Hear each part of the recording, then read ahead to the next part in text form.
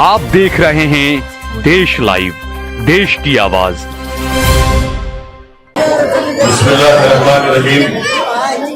अस्सलामु अलैकुम व रहमतुल्लाहि व बरकातुहू। मोहतरम जनाब साबिर काबुलीवाला साहब, सदर गुजरात मजलिस इत्तेहादुल मुस्लिमीन और दरियापुर के मजलिस इत्तेहादुल मुस्लिमीन के उम्मीदवार, जिनको हम तमाम लोग मोहब्बत से, शफकत से लाला पुकारते हैं, तो मेरी आपसे यदमन गुजारिश है कि मुत्तहदा तौर पर अपने वोट का इस्तेमाल करिए, दरियापुर से लाला को कामयाब करिए। और आज आप जानते हैं कि गुजरात में 27 साल से भाजपा की सरकार है। 27 साल से आप तमाम लोग कांग्रेस पार्टी को इस उम्मीद पर वोट दे रहे हैं कि भाजपा को हराएगी, मगर सिर्फ वोट देने वाले आप बन चुके हैं और भाजपा जीतते जा रही है। और मैंने पहले भी कहा था, आज भी कह रहा हूं आपको, मैंने उत्तर प्रदेश में करीब 130 जलसे किए। हर जलसे में पुकार कर कहता था कि उत्तर प्रदेश और भारत की ऐसी कई रियासतें और प्रदेश हैं जहां पर हम किसी पार्टी को इख्तिदार पे आने से, सत्ता में आने से रोक नहीं सकते हैं, मगर हमारे पास इतनी ताकत है कि हम अपनी पार्टी के नुमाइंदों को कामयाब कराकर, उनको विधायक और एमएलए बनाकर, अपनी आवाज बनाकर उनको उस असेंबली में भिजा सकते हैं, ताकि अगर हम पर कोई जुल्म करे या हम पर कोई सवालात हम पर उठाए या हम इंसाफ की बात अगर हमको करना है, तो हमारा नुमाइंदा उस असेंबली में हमारी आवाज को उठाएगा। मैं आज भी आपसे कह रहा हूं, वो आपके दरियापुर की तरक्की के लिए लड़ सके, ताकि अगर किसी बिल्किस बानो का मसला उठे तो सरकार की आंख में आंख डालकर पूछ सके कि तुमने मेरी बेटी की इज्जत लूटने वालों को किस बुनियाद पर छोड़ा। अगर रोड पर लाकर जिस तरह खेतिया में बच्चों को पीटा गया, तो कोई उठकर पूछे कि बताओ तुमने कौन से कानून के तहत उन मासूम बच्चों को रोड पर लाकर उनकी बेइज्जती की। मेरी इज्जतदार मां और बहनों, मेरे बुजुर्गों, मैं आपको बताना चाह रहा हूं कि लोग कहते हैं कि असदुद्दीन ओवैसी जज्बाती तकरीर करता है, तो मैं यहां पर कांग्रेस के जो विधायक हैं, एमएलए, उनसे पूछना चाहता हूं कि बताओ गुजरात में अल्पसंख्यक समाज का कितना बजट है। मिनिस्ट्री ऑफ माइनॉरिटी तो नहीं है, मगर अल्पसंख्यक समाज का कितना बजट है गुजरात में। वो अल्पसंख्यक समाज में मुसलमान आते हैं, ईसाई आते हैं, जैन आते हैं, सिख आते हैं, पारसी आते हैं। आपको जानकर हैरत होगी, अगर जो बाखबर लोग हैं वो मेरी बात से मुत्तफिक होंगे कि अल्पसंख्यक समाज का बजट भाजपा की सरकार 71 करोड़ से कभी नहीं बढ़ा, और उस अल्पसंख्यक समाज में 11% मुसलमान है। अल्पसंख्यक समाज मुसलमान है। सियासी ताकत क्या होती है मैं आपको बता रहा हूं। इत्तेहाद की अहमियत क्या होती है बताता हूं आपको भी। इत्तेहाद के जरिए आप क्या हासिल कर सकते हो मैं बताऊंगा आपको। गुजरात में 11% अल्पसंख्यक समाज मुसलमान है। सिख, ईसाई, पारसी सब शामिल है, और उनको बजट मिलता है 71 करोड़। जिस रियासत से मैं आता हूं तेलंगाना, वहां पर भी अल्पसंख्यक समाज की मुसलमानों की आबादी 11% है। आपको मालूम कितना बजट है वहां पर? 1728 करोड़ रुपये सालाना बजट है। ताली मारने के लिए नहीं कह रहा हूं, मैं कोई टुट्टा शायर नहीं हूं कि कलाम किसी चोर का पढ़ के आपसे हवा हासिल करूं। मैं आपके सामने सच्चाई को बयान कर रहा हूं। यहां पर 70 करोड़ मिलते और तेलंगाना में 1728 करोड़ रुपये। सरकार वहां पर भी डंडी मारती 100-200 करोड़ की, मगर 1400-1500 करोड़ मिलते। किस लिए मिलते? आपके बच्चों के स्कूल के पढ़ाने के लिए। किस लिए मिलते? अगर किसी मुसलमान की शादी होती है बेटी की, तो शादी के बाद हैदराबाद में सरकार उसको 2 लाख रुपए उस बच्ची के अकाउंट में डालती है। 2 लाख रुपए, इसको कहते हैं सियासी ताकत। और यहां पर 3 एमएलए है और वो ओवैसी आया ऐसा कर रहा है। हम यहां पर एक एजेंडा लेकर आए हैं, गुजरात में अल्पसंख्यक समाज की मिनिस्ट्री बनेगी, हमारा मुतालबा होगा जो कोई भी सरकार बनाएगा। 70 करोड़ का क्या बजट है, ये तो ऊंट के मुंह में जीरा भी नहीं है। तेलंगाना में 1748 करोड़ का बजट है। अरे 500 करोड़ नहीं किए जा सकते। अगर कोई गुजरात की असेंबली में खड़े होगा लाला, अगर लाला खड़े होकर कोई भी मन का लाल मुख्यमंत्री बनेगा तो लाला बोलेगा मैं लाला हूं, तू कोई मन का लाल होगा, बता तू मेरे लिए क्या करेगा। 1700 करोड़, तो लाला अगर कामयाब होंगे तो लाला में वो काबिलियत है, लाला बेखौफ होकर कूद जाएगा हुकूमतों के सामने कि मुझे क्या मिलेगा बताओ। इस गरीबों की तरक्की के लिए सरकार क्यों पैसे नहीं बढ़ाती। मेरे अजीज दोस्तों और बुजुर्गों, ये बात आपके सामने इसलिए कर रहा हूं ताकि आप अच्छा फैसला ले सकें। दूसरी बात, जो कांग्रेस के यहां पर मौजूदा एमएलए साहब है, 2020 में कोविड के दौरान 2020 कोविड के दौरान क्या यहां पर पुलिस ने आकर घरों में घुसकर एक 65 साल के बूढ़े को पीटा नहीं, घरों में घुसकर दरवाजे नहीं तोड़े, मां और बहनों को गालियां नहीं दी ना। 2020 में उसके खिलाफ कौन बोला? हैदराबाद में बैठकर मैं अपनी तकरीर में बोला हूं, वो तकरीर आपको हाथ सुना देगा।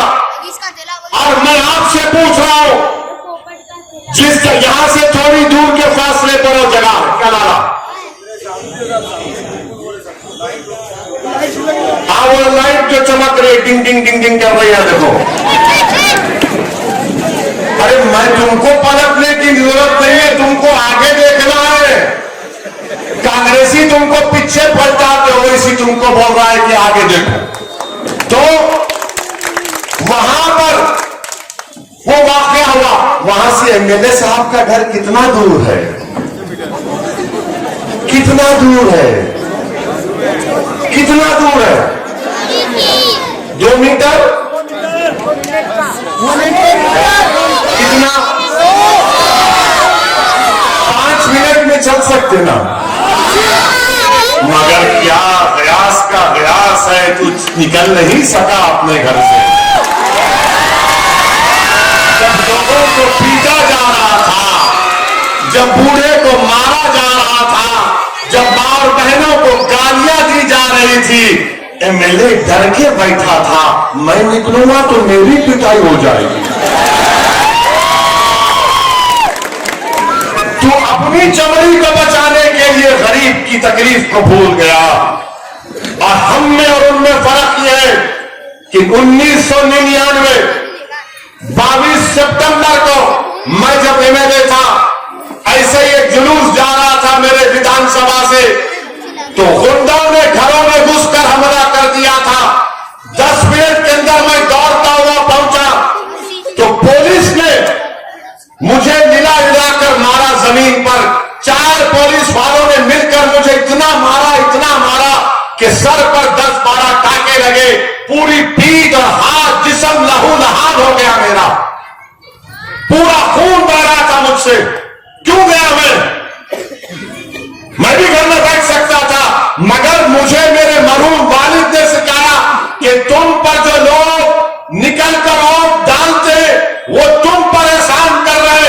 अब तुम्हारा काम यह है कि 5 साल में एक मरतबा तकलीफ उठाएंगे, तुम रोज उनके लिए तकलीफ उठाना, और उनके लिए अगर मरना भी पड़े तो मर जाओ उनके लिए।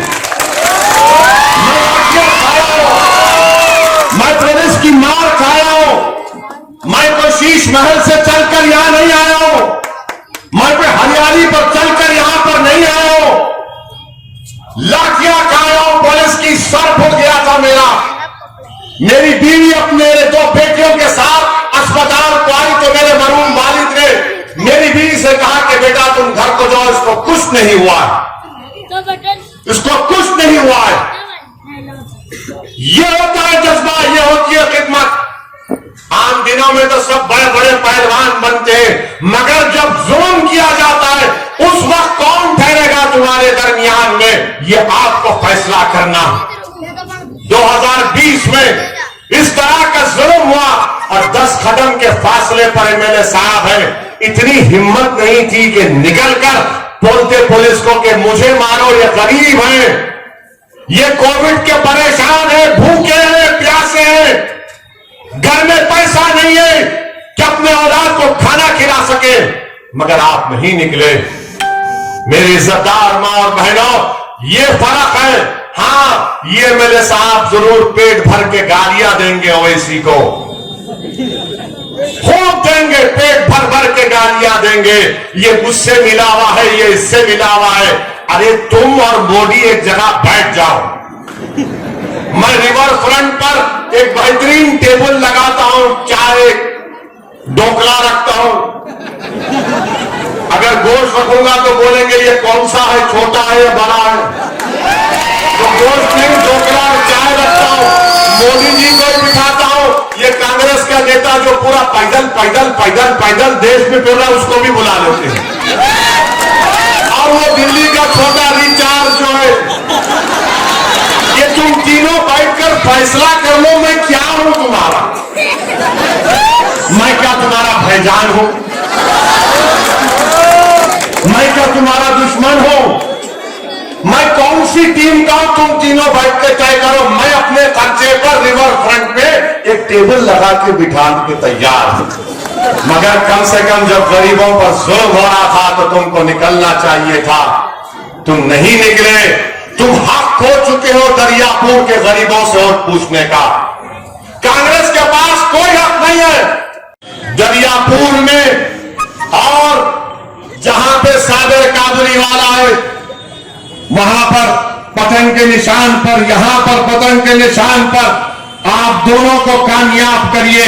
और मेरी बात को याद रखिए, मैं कांग्रेस से एक सवाल कर रहा हूं, क्या तुम ये लिख कर दे सकते हो कि गुजरात में तुम्हारी सरकार बन रही है? क्या कोई कांग्रेसी लिख कर दे सकता है कि हम गुजरात में सरकार बना रहे हैं? क्या कोई कांग्रेसी बोल सकता है कि जितने एमएलए हमको 2017 में आ रहे हैं लिख कर दो, बताओ? तो बोलेंगे नहीं ओवैसी आया ना, हम क्या करेंगे? अरे मैं 13 सीट पर लड़ रहा हूं, कितने? 13। अब बचे कितने? ये बच्चा बहुत होशियार है, ये बड़ा काम करेगा बेटा तू। 169 इसने कहा, 13 हम लड़ रहे हैं, कितने बचे? 169। अरे पूरे जीत जाओ ना, ये 13 हमको छोड़ दो, तुम 13 जीत जाओ, तुम बन जाओ मुख्यमंत्री। कौन रोक रहा तुमको? नहीं, ये क्यों लड़े? ये यहां नहीं लड़ना था, वहां नहीं लड़ना था। सुन लो कांग्रेस भाजपा वालों, ये पूरा देश मेरा है, गुजरात मेरा है। अगर नरेंद्र मोदी गुजरात से जाकर बनारस लड़ सकते हैं तो क्या ओवैसी आपके दरमियान में आकर आपसे भीख नहीं मांग सकता आपके इत्तेहाद और वोट की?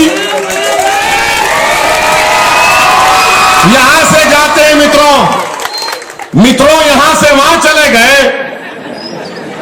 हम हैदराबाद से अहमदाबाद को आए तो इनको डर हो रहा है, तो 5 तारीख के दिन आपको लाला को डर की बुनियाद पर वोट मत दीजिए, उम्मीद की बुनियाद पर वोट दीजिए। कांग्रेस डर की बुनियाद पर वोट पूछती है, डर की बुनियाद पर वोट देने से डर बढ़ेगा। साथ दीजिए, लाला की खिदमत है, लाला जज्बाती जरूर है मगर लाला बेजमीर नहीं है। लाला जज्बाती जरूर है मगर लाला गद्दार नहीं है। लाला जज्बाती है और अगर कोई जुल्म होगा तो मुझे यकीन है कि लाला गिरता हुआ अपने आप को गिरा देगा मगर गरीब पर आने जाने नहीं देगा। तो 5 तारीख के दिन दरियापुर के आसमानों में सिर्फ पतंग पतंग नजर आना चाहिए। दरियापुर में पतंग और लाला दिखेगा, बाकी सब खत्म हो जाएंगे इंशाअल्लाह ताला। तो आपसे अपील है कि आप दुआ भी करिए मजलिस की कामयाबी के लिए। याद रखिए, मजलिस को देना हम एक उम्मीद की शमा जला रहे हैं। और मैं मर जाऊंगा मगर सालों सालों आपकी क़ियादत रहेगी, आपकी आवाज रहेगी। अस्सलाम वालेकुम व रहमतुल्लाहि व बरकातहू।